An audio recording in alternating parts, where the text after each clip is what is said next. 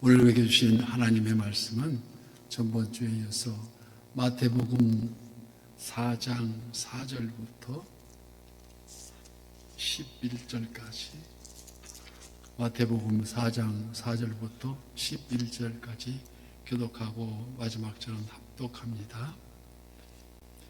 예수께서 대답하여 이르시되 기록되었으되 사람이 떡으로만 살 것이 아니요 하나님의 입으로부터 나오는 모든 말씀으로 살 것이라 하였느니라 하시니, 이에 마귀가 예수를 거룩한 성으로 데려다가 성전 꼭대기에 세우고 이르되 네가 만일 하나님의 아들이여든 뛰어내리라. 기록되었으되 그가 너를 위하여 그의 사자들을 명하시니 그들이 손으로 너를 받들어 발이 돌에 부딪히지 않게 하리로다 하였느니라.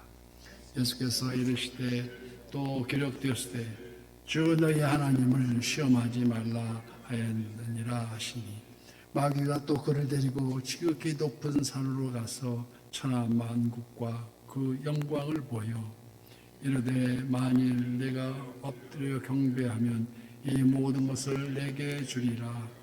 이에 예수께서 말씀하시되 사탄아 물러가라. 기록되었으되 주 너희 하나님께 경배하고 다만 그를 섬기라 하였느니라. 이에 마귀는 예수를 떠나고 천사들이 나와서 수종드니라. 아멘. 오늘도 선한 이웃의 기도의 향연 속에 새벽을 깨우는 우리 성도님들 모두에게 여호와 샬롬 지키시는 하나님의 평강과 풍성한 은혜를 축복합니다. 오늘 본문은 예수님께서 금식 기도하신 후에 마귀에게 시험을 받으신 광야로 나아가는 장면이 펼쳐집니다. 예수님께서 받으시는 그 시험을 살펴보면 이는 오늘날 우리 모두에게 닥쳐오는 갖가지 시험들임을 깨닫게 합니다. 아무쪼록 예수님께서 승리하신 그 길을 따라서 우리 모두 어떤 시험에도 다 승리할 수 있는 우리 모두 되시기를 축복합니다. 첫째, 사탄은 육신의 약점을 시험한다는 것입니다. 우리가 앞절 말씀에 시험하는 자가 예수께 나와서 이르되 내가 만일 하나님의 아들이여든 명하여 이 돌들을 떡이 되라고 합니다. 우리 주님의 상황은 40일 동안 주야로 금식하신 후에 몸이 몹시 줄이신 상태였을 것입니다. 우리가 며칠만 굶어도 배가 고프면 가장 먼저 음식을 찾게 되지 않겠습니까? 아담에게도 에덴 동산에서 사탄이 시험해 올 때 먹는 문제부터 시작됩니다. 선악과를 따먹으면 너도 하나님처럼 눈이 밝아질 것이라는 그 유혹. 빈민선교로 유명하신 김진호 목사님이 실제 먹을 것이 없어서 며칠을 굶고 설교를 하려니 강단에 올라서서 교인들 내려다 보이는 성도들이 머리가 둥그런 박공개로 보이더라는 간증을 들은 적이 있습니다. 사실 예수님은 돌을 가지고 떡을 만들 수가 있습니다. 그런데도 왜 그렇지 하지 않았을까요? 그건 바로 마귀의 시험에 농락당하지 않기 위해서입니다. 4절 말씀에서 사람이 떡으로만 살 것이 아니요 하나님이 입으로부터 나오는 모든 말씀으로 살 것이라고 하였느니라 말씀합니다. 이는 신명기 8장 3절 말씀을 인용하므로 떡 문제가 해결되어 육신의 생명만 살았다 한들 종신까지 사는 것이 아니요 영혼을 위한 말씀으로 살아야 한다는 것을 강조하시는 것입니다. 하루아침에 일확천금을 노리거나 사리사욕에 눈이 어두워서 부정과 불의를 일삼는 자들, 이들 다 모두 돌을 떡으로 만들어 먹듯 육신의 생명은 멀쩡한데 영혼이 죽어있는, 그래서 이 모두 세상 풍속과 마귀의 권세를 따르는 자들이라는 것입니다. 그래서 아모스 선지자는 아모스 8장 11절 말씀에 보라 날이 이른지라 내가 기근을 땅에 보내리니 양식이 없어 주림이 아니며 물이 없어 가람이 아니요 오직 여호와의 말씀을 듣지 못한 기갈이라 말씀하십니다. 진정 그리스도인은 결코 육신의 떡이 최우선이 아니라는 것입니다. 그래서 감정이 머무는 그 약점을 이 곧잘 마귀는 시험에 들려 합니다. 감정이 머무는 약점. 그래서 5절 말씀과 같이 이에 마귀가 예수를 거룩한 성으로 데려다가 성전 꼭대기에 세우고 이르되 내가 만일 하나님의 아들이거든 뛰어나리라. 기록되었을 때 그가 너를 위하여 그의 사자들을 명하리니 그들이 손으로 너를 받들어 발이 돌에 부딪지 않게 하리로다라고 그럴듯한 말을 합니다. 병에 대한 시험입니다. 즉 기적적으로 단번에 인기를 집중시키려는 시험. 사람에게 누구나 병의 욕이 있습니다. 가지면 가질수록 더 많이 갖기 싶어하는, 갖기를 원하는 그러한 명예욕입니다.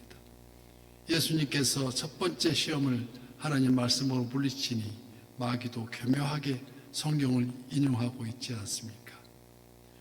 시편 91편 말씀, 자기 백성을 보호하시는 섭리로 노래한 구절을 인용하고 있습니다. 마치 마지막 때의 거짓 증인들이 예를 들어 신천지나 그런 이런 이단들이 너덜너덜한 짜집기로 말씀을 인용해서 성경 구절을 인용해서 시험해 옵니다. 그러므로 우리는 열심으로 성경의 맥락을 배우고 확실한 말씀을 익혀야 한다는 것입니다.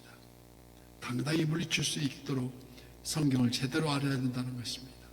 계시록 22장 19절 말씀에 만일 누구든지 이 두루마리의 예언이 말씀에서 제하여 버리면 하나님이 이 두루마리에 기록된 생명나무와 및 거룩한 성에 참여함을 제하여 버리라고 말씀하듯이 예수님은 마귀가 성경으로 시험에 올 때 신명기 6장 16절 말씀 예수께서 이르시되 또 기록되었으되 주 너희 하나님을 시험하지 말라 하였느니라고 이 말씀으로 물리치고 계십니다.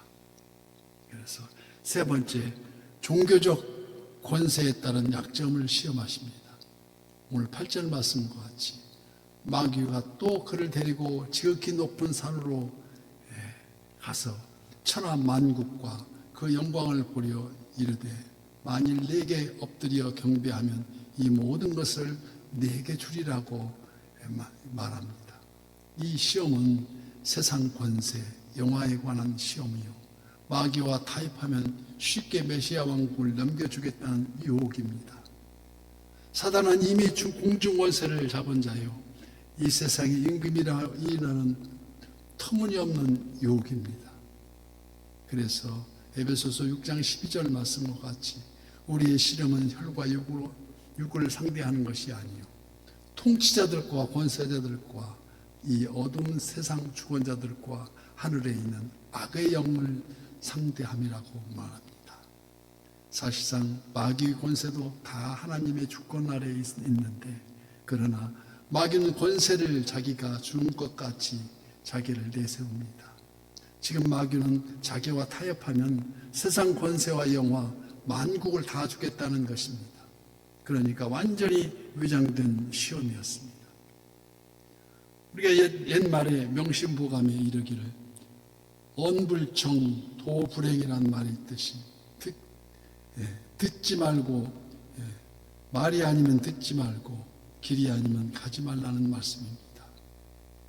그런데 사단은 길이 아닌데 그 길을 가자고 속삭입니다. 출세의 길, 돈 버는 길, 성공의 지름길이 있다 하면서 자꾸 유혹을 하게 됩니다. 마귀의 방법으로 쉽게 얻어지는 성공은 다 거짓임을 먼저 알아야 한다는 것인데 쉽게 이루려는 하나님의 나라, 쉽게 믿으려는 신앙, 쉽게 성공을 이루려는 안일, 이 모두가 마귀의 속삭임이라는 걸 할 수 있습니다. 이에 반하여 의에 기초한 올바른 길, 땀 흘려 노력하며 자기 십자가를 지고 가는 길, 그 길엔 때로 눈물도 있습니다. 오직 하나님만 경배하고 섬겨야만 할 그 하나님의 뜻에 합당한 길, 그 무엇보다도 하나님께서는 그 길에 서 계시며 우리를 더 높여주시기를 원하십니다. 왜냐고요? 그러한 우리를 통하여 영광 받으시길 원하기 때문입니다. 그 결과 오늘 본문 11절 말씀, 이에 마귀는 예수님을 떠나고 천사들이 나와서 수종드니라고 기록하고 있습니다.